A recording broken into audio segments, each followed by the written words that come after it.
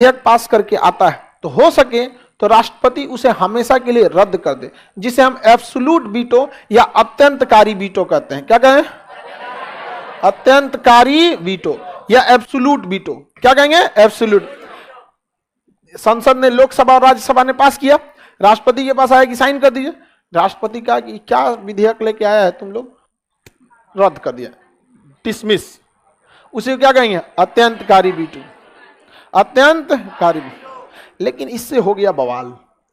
अमूमन राष्ट्रपति, देखिए लोकसभा का कार्यकाल 5 साल, अब राष्ट्रपति का भी कार्यकाल 5 साल, तो साथे चुनाते सब साथे जाते से तब ना ये आगे पीछे हो जाता है। जैसे अभी देखिए 2024 में इलेक्शन है, 2024 में क्या है? इलेक्शन।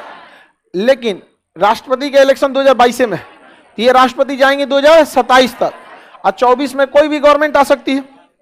ठीक है, तो ऐसा भी हो सकता था पहले कि राष्ट्रपति दूसरी पार्टी ने नियुक्त किया और सरकार बदली तो दूसरा पार्टी आ गया, क्योंकि ये सरकार तो 2024 तक चलेगी, 2024 के बाद फिर से इलेक्शन होगा, लेकिन राष्ट्रपति का इलेक्शन 2027 में।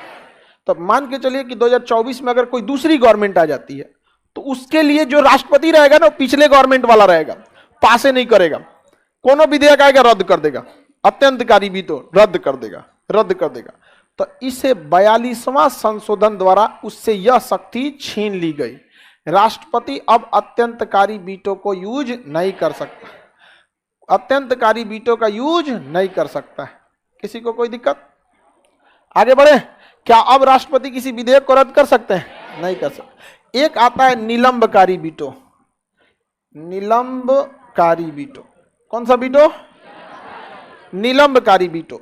सस्पेंसिव वीटो, सस्पेंसिव वीटो, ये सस्पेंड कर देता है।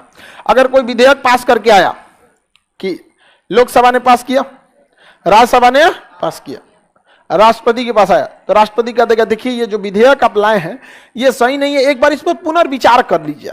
क्या कर लिए? पुनर्विचार। तो विधेयक वापस आएगा लोकसभा में और राज्यसभा, उस पर पुनर्विचार होगा। अगर उसमें कुछ संशोधन करना होगा तो ठीक है, अदरवाइज में अगर लोकसभा और राज्यसभा चाहेगी कुछ भी संशोधन न करे तो वो कुछ भी संशोधन नहीं करेगा, वैसे ही भेज देगा। अब दोबारा आएगा तो राष्ट्रपति को साइन करना मजबूरी है, दोबारा आ गया तो साइन करना मजबूरी है। समझ में आ गया कि नहीं आएगा?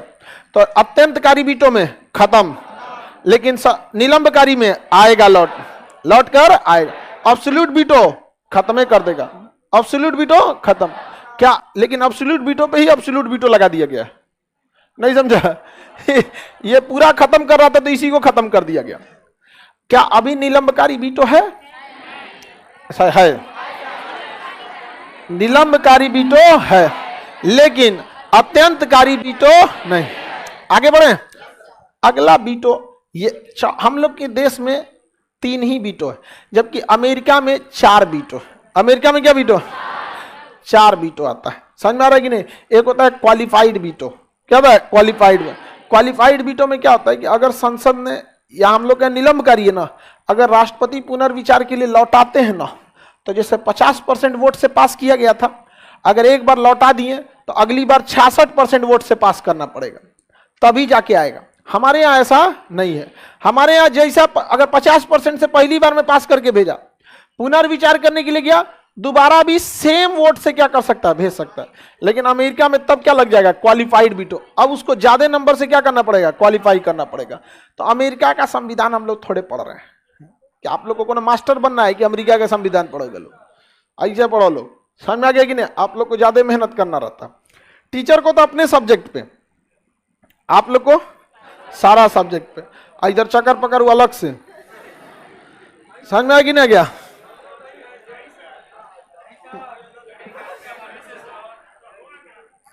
आगे बढ़े। चौथा वीटो आता है जेबी वीटो। जेबी वीटो, जिसे हम पॉकेट वीटो भी कहते हैं। क्या कहते हैं? Pocket veto. जेबी वीटो या पॉकेट वीटो, जेबी वीटो या पॉकेट। समझ में आ रहा है कि नहीं आ रहा? जब राष्ट्रपति गुस्सा जाता है तो उसे कहते हैं जेबी वीटो। जैसे लोग संसद से विधेयक पास करके आया तो इसको साइन कर देना चाहिए, या तो लौटाना चाहिए, तो ना साइन करेगा ना लौटेबे करेगा, गुस्सा आ जाएगा। समझ में आ गया कि नहीं आ गया? आप लोग को समझ में आ रहा है कि नहीं आ रहा? लड़की से एकदम खुश है, इसका तो हम लोग उपयोग करते ही हैं। करते आ रहे हैं इसका उपयोग। आगे बढ़े। तो पॉकेट वेटो या जेबी वीटो क्या होता है कि जब राष्ट्रपति किसी भी प्रस्ताव को ना साइन करे और ना ही उसे लौटाए, ना साइन करे ना उसे लौटाए, अपने टेबले पे छोड़ दे, तो उसे क्या कहते हैं? अच्छा, अगर राष्ट्रपति नहीं लौटाया है तो आप वापस नहीं ले जा सकते, और साइन नहीं किया है तो जबरदस्ती, संविधान में कहीं टाइम लिमिटेशन नहीं है, कहेगा हाँ जाओ बाद में साइन करेंगे, अभी नहीं, बाद में आना। क्या कहेगा? बाद में आना। किसी को दिक्कत? क्या कह देगा? बाद में आना। आगे बढ़ जाए। हाँ, दूसरा लेटर, जब तक एक विधेयक साइन होके या तो रद्द होके ना आए या तो लौट के ना आए, आप उसी विधेयक को पास कैसे कर सकते हैं? नहीं आ सकता है। राष्ट्रपति के पास ये ऐसा, इसीलिए हर प्रधानमंत्री चाहता है कि राष्ट्रपति उसके मन में राबित हो। पता चला मोदी जी इधर से पास करके भेजे 370, उधर से 370 वो अटका दिया। समझ में आ गया कि नहीं? चिल्लाते रह जाइए आप वहां पे। समझ में आ रहा है कि नहीं आ रहा है? इधर मोदी जी बोलते हैं कि हम समान सिविल संहिता उधर अटका दिया, तो बहुत दिक्कत हो जाएगा। इसलिए राष्ट्रपति अपने पसंद का रखना जरूरी होता है। हालांकि राष्ट्रपति ऐसा काम नहीं करता। आगे बढ़े।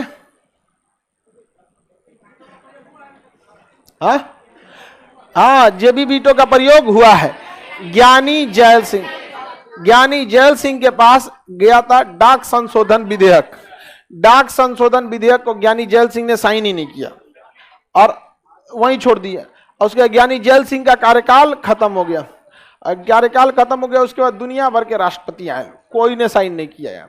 और ज्ञानी जैल सिंह दुनिया से भी जा चुके हैं, अभी भी डाक संशोधन विधेयक अटका ही हुआ है, लैप्स कर गया, खत्म। अब डाक का जरूरत कहां है? ज्ञानी जैल सिंह। आगे बढ़ जा।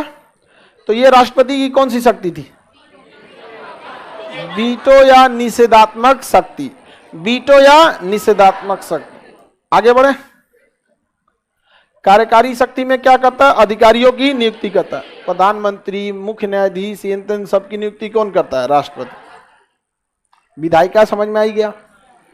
वित्तीय शक्ति, सैन्य शक्ति, निषेधात्मक शक्ति समझ में आ रहा है कि नहीं आ रहा? शक्ति समझ में आ गया। अब हम लोग आगे देखते हैं, लोग शक्ति में कुछ अन्य शक्तियों में देखते हैं, जिसमें आता है अध्यादेश की शक्ति। कौन सी शक्ति? अध्यादेश की शक्ति। बोलो बाबू।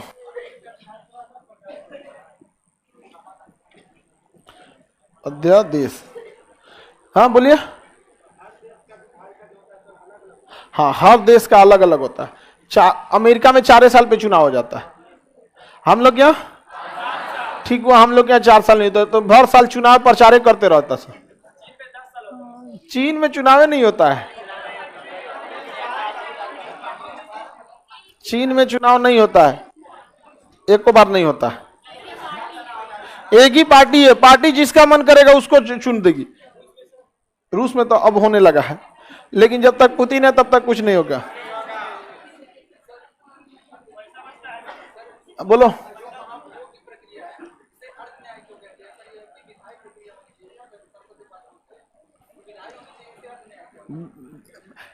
महाभियोग की प्रक्रिया किसी प्रस्ताव को पास करने के लिए नहीं लाया जाता है, बल्कि एक तरह का दंडात्मक क्रिया है।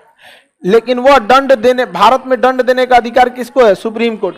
लेकिन महाभियोग द्वारा दंड कौन दे देता है? संसद। इसलिए इसे अर्ध न्यायिक या अर्ध दंडात्मक क्रिया कहते हैं। आगे बढ़े, चलिए ध्यान से देखिए। अध्यादेश को हम लोग क्या कहते हैं भाई? अध्यादेश शक्ति, हम लोग ऑर्डिनेंस पावर। अध्यादेश या ऑर्डिनेंस? ऑर्डिनेंस, ऑर्डिनेंस पावर, अध्यादेश। देखिए, संसद का ही काम है कानून बनाना, दूसरा कोई देश में कानून नहीं बना सकता। कानून जब भी बनेगा कौन बनाएगा? संसद। क्या हो गया? बेहोश हो गया? अरे कोई बात नहीं, उठ जाएगा। इधर देखो, लड़का है ना, सही हो जाएगा, लड़का है तू।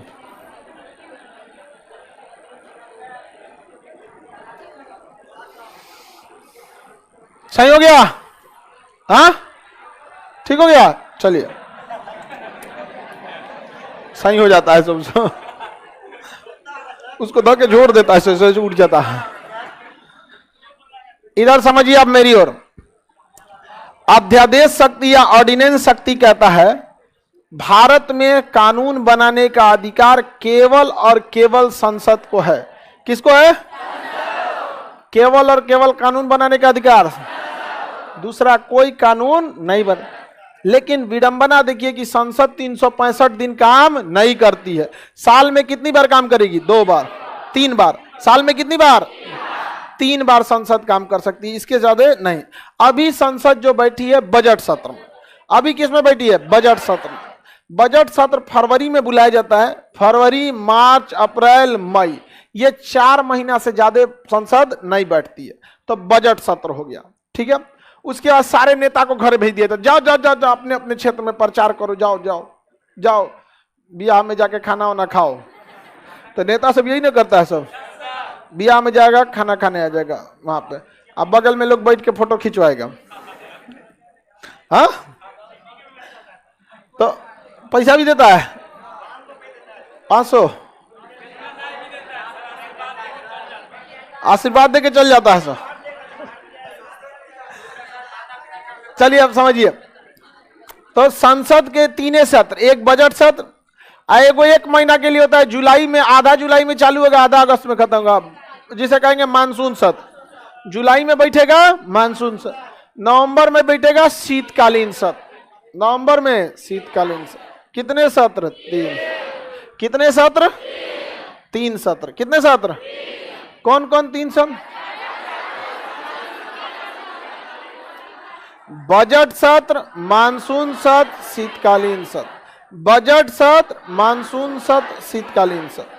अच्छा, अगर इन सत्र के अलावे अगर कभी इमरजेंसी में कानून बनाना पड़ गया तब क्या होगा? जैसे कोरोना वोरोना का कानून आ जाएगा, बहुत झमेला हो गया। इमरजेंसी में अगर कुछ भी हो गया तब, तो अगर देश में कोई भी सत्र नहीं चल रहा है तो उस कंडीशन में कानून बनाने का अधिकार राष्ट्रपति। उसी कानून को हम कहते हैं अध्यादेश। अध्यादेश की अवधि अधिकतम 6 महीने हो सकती है। 6 महीना से ज्यादा अध्यादेश नहीं रह सकता है। अगर 6 महीना से ज्यादा अध्यादेश चला तो वो अध्यादेश की वैल्यू खत्म। तो इमरजेंसी में कानून कौन बना सकता है? राष्ट्रपति। इमरजेंसी में बनाए गए कानून को क्या कहते हैं? अध्यादेश। जैसे 2020 में लगा था कोरोना, राष्ट्रपति अचानक से जून में आते हैं, वो अध्यादेश जारी कर देते हैं, कृषि संशोधन विधेयक। किसान कहा सब कि अध्यादेश आप केवल इमरजेंसी वाले मुद्दे पे जारी कर सकते। हम किसानों से आपका क्या इमरजेंसी है भाई कि जो आप कानून पास कर रहे हैं? तो राष्ट्रपति ने कहा कि नहीं नहीं, हमको इमरजेंसी लगा, हम किए, हम आपसे पूछ के थोड़ी इमरजेंसी डिसाइड करेंगे। किसानों ने कहा ठीक है, 6 महीना से ज्यादा इसकी वैल्यू नहीं है, किसान टेंशन फ्री था। लेकिन अगर 6 महीना के अंदर सेम टू सेम उसी अध्यादेश को संसद लोकसभा में रख के पास करा दे और राज्यसभा में रख के पास करा दे तो हमेशा के लिए हो जाता है। क्या हो जाता है? हमेशा के लिए। क्योंकि कानून बनाने का अधिकार किसको था? संसद। तो 6 महीना के अंदर कर दिया तो हमेशा के लिए हो गया। यही हो गया 2020 में आनन फानन में राष्ट्रपति ने क्या जारी कर दिया? अध्यादेश, कृषि संशोधन विधेयक पर। किसानों को लगा 6 महीने में खत्म हो जाएगा, तब तक सरकार बैठ गई संसद, और संसद ने उसे लोकसभा राज्यसभा से पास करा दे। किसान भड़क गया, सब कहा सही हमसे बिना पूछे आप ये विधेयक लेके चला है, आप क्या समझते हैं हम लोग को? बैठ गया सब गाजीपुर बॉर्डर, बैठ गया सब दिल्ली या यूपी के बॉर्डर पे बैठ गया सब। आइए पूरा 1.5 साल तक किसान रहा सब वहां से। समझ में आ गया? जिन लोगों को लगता है कि गांधी क्या किए थे वो ये बताइए ना, किसान क्या किया था? मोदी जी को अपने पैर से पीछे खींच देना, मतलब समझ रहे हैं, बवाल कर देना, समझिए पृथ्वी हिलाने बराबर अकेले हो। नरेंद्र मोदी किसी से पीछे नहीं हटते, किसान बैठ के हिला दिया आपने। तो आप गांधी जी को नहीं देखे थे और बार बार सवाल उठाते हैं ना, हिंसा से क्या होगा, हिंसा से क्या होगा, क्या होगा नरम दल से, देख लिए ना। हाँ, क्या मारधार से हटे थे क्या आप लोग? मारधार किए रहते, उठा के दिल्ली पुलिस शांत कर देती है आप लोग को। कोई लड़े, प्रशासन से लड़ पाइएगा, लास्टली मार देगा परमाणु बम। अरे आप किस प्रशासन से लड़ने जा रहे हैं जिसके पास परमाणु बम रखा हुआ है, मिसाइल रखा हुआ है? कितना लड़िएगा उससे? लेकिन किसान बैठ गया सब अहिंसा पे। बहुत बड़ा पावर है अहिंसा में। रीजन क्या है कि अहिंसा में आपको कोई मार नहीं सकता है, और अहिंसात्मक रूप से बैठे आपको कोई मारेगा तो खुद वही बदनाम हो जाएगा। समझ में आया कि नहीं गया? तो बताइए ध्यान से, राष्ट्रपति के अध्यादेश की अधिकतम अवधि कितने महीना? 6 महीना बाद ये क्या हो जाता है? समाप्त। अगर इसे परमानेंटली बनाना है तो क्या करना होगा? संसद से पास कराना होगा, संसद से पास कराना। तो राष्ट्रपति के पास क्या अध्यादेश शक्ति है कि नहीं? अध्यादेश शक्ति है, लेकिन कानून बनाने की शक्ति किसके पास है? संसद। अध्यादेश की अधिकतम अवधि 6 महीने ही क्या सोच के रखा गया होगा?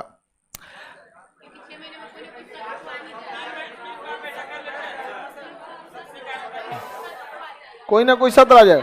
सत्र तो वैसे भी आ सकता था बिना 3 महीना से पहले, क्योंकि पहला सत्र जो होता है फरवरी से लेके मई तक, दूसरा होता है जुलाई और अगस्त, ये मानसून सत्र होता है, तीसरा होता है नवंबर दिसंबर, इसको आगे पढ़ाएंगे तो लिखवा देंगे, ये शीतकालीन सत्र हो गया। तो इसमें 6 महीना कहाँ गैप है? 2 महीना का दिख ही रहा। राज्यसभा का चुनाव, ये बजट सत्र है, ये मानसून, आइए शीतकालीन। कौन सा सत्र है ये? शीतकालीन। याद रहेगा? किसी को दिक्कत? शीतकालीन सत्र हो गया। नियम यह कहता है कि राष्ट्रपति चाहे तो व्यवस्था को ध्यान में रखते हुए किसी एक सत्र को नहीं भी बुलाएंगे तो चलेगा, किसी एक सत्र को नहीं भी बुलाएंगे तो चलेगा, लेकिन राष्ट्रपति को यह ध्यान रखना होगा कि संसद के किसी भी 2 सदन के बीच में, संसद के किसी 2 सत्र के बीच में 6 महीने से ज्यादा का गैप ना हो, 6 महीने से ज्यादा का गैप ना हो। इसीलिए उस 6 महीने के गैप, अधिकतम गैप हम कितना दे रहे हैं? 6 महीने, और उसी 6 महीने के बीच में अगर कानून की जरूरत हो गई तब राष्ट्रपति। अब समझ में आ गया संविधान कितना सोच समझ के लिखा है, पूरा वायरिंग किया एकदम बढ़िया से। जिनको अधिकतम 6 महीना दिया तो 6 महीने इनको भी पावर दे दिया है। आपका कानून कितने दिन वैलिड रहेगा? 6। अच्छा, राष्ट्रपति द्वारा बनाया गया कानून अगर वाकई में अच्छा होगा तो संसद बैठेगी और संसद उसे लोकसभा राज्यसभा से पास कर दे। तो संसद के किन्हीं 2 सदनों में अधिकतम गैप कितना? गैप 6 महीना से ज्यादा नहीं गैप। कितने सत्र? 3। सबसे बड़ा सत्र बजट सत्र, मानसून सत्र, उसके बाद सबसे छोटा होता है शीतकालीन। अध्यादेश समझ में आ गया कि नहीं आ गया? अधिकतम अवधि कितनी होती है? अच्छा, एक बात बताइए, मान के चलिए कि कोई अध्यादेश जून में आ गया। कब आ गया? जून में। तो अगले ही साल उसको एक ठो सत्र मिल जाएगा। जून में अगर अध्यादेश जारी किया गया है, आप खुद सोच के देखिए, अगर अध्यादेश कब जारी किया गया है? जून में। तो उसको 6 महीना इंतजार थोड़ी करना है, यह तो अधिकतम है 6 महीना। 1 महीना बाद जस्ट जुलाई में, जून में अगर अध्यादेश है तो जस्ट 1 महीना बाद जुलाई में उसे मानसून सत्र मिल जाएगा। तो क्या जब सत्र बैठ जा रही है तो उसे 6 महीना देना बेवकूफी है कि नहीं है? भाई, जिसको बनाना था कानून वो आ गया है, अब काहे को हम इंतजार करें? तो कहा गया है कि राष्ट्रपति के बनाए गए कानून अर्थात अध्यादेश अधिकतम 6 महीना ही वैलिड रहेगा, लेकिन इन 6 महीना के बीच यदि कोई सत्र प्रारंभ हो जाता है तो प्रारंभ होने के दिन से महज 42 दिन दिया जाएगा उसे। कितना दिन दिया जाएगा? 42 दिन। कितना दिन? तब 6 महीना नहीं, 6 सप्ताह। अगर सत्र आ गया तो 6 सप्ताह, 7 6 42, तब कितना दिन दिया जाएगा? तब 6 महीना देगा, क्योंकि जिसको बनाना था वो आ गया। अब काय को राष्ट्रपति को दिया जाए? संविधान समझ में आ रहा है कितना बेहतरीन है?